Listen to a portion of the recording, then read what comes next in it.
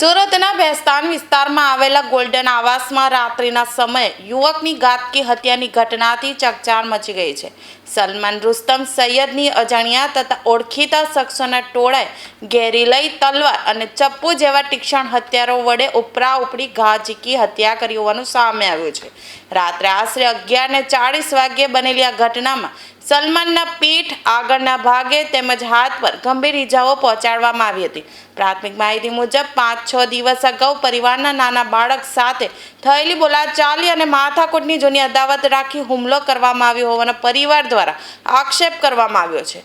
મૃતક સલમાન ભંગારના ધંધા સાથે સંકળાયેલો હતો અને પરિવારમાં પત્ની, 2 દીકરી અને 1 દીકરો છે. ઘટનાને પગલે ભેસ્તાન પોલીસે તપાસ હાથ ધરી છે. પરિવારજનોએ આરોપીઓને ઝડપી યોગ્ય ન્યાય આપવાની માંગ કરી છે. મોહમ્મદ રુસ્તમ સૈયદ સાહેબ, શું ઘટના બની? મારો છોકરાને રાતે 11:50 મેં આ લોકોને હુમલા કરીને મારી નાખેલો સાહેબ. તલવાર ચાકુ છે. કોણે માર્યો છે? કઈ જગ્યાએ? પેલા સાબિર છે ને ગુરવ છે ને પેલા 2 જણ છે, લાંબુ છે, બધા 4 જણા છે ને 25 જણા હતો એટલે મારવાવાળા 4 જણા છે. શું કારણ? કંઈ મારો દુશ્મની નથી સાહેબ. મારા ભાઈને સાલોનો છોકરો હતો, એને નાનો છોકરો હતો 12-13 વર્ષનો, એને માર્યો મોહલ્લામાં. એને સમજાવવા ગયા ભાઈ કેમ માર્યો, એટલા માટે આ લોકો કસર કાઢ્યો છે સાહેબ રાતે. પરિવારમાં કોણ કોણ?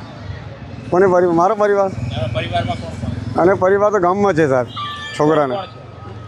લડકા 2-3 લડકા છે, લડકી છે સાહેબ.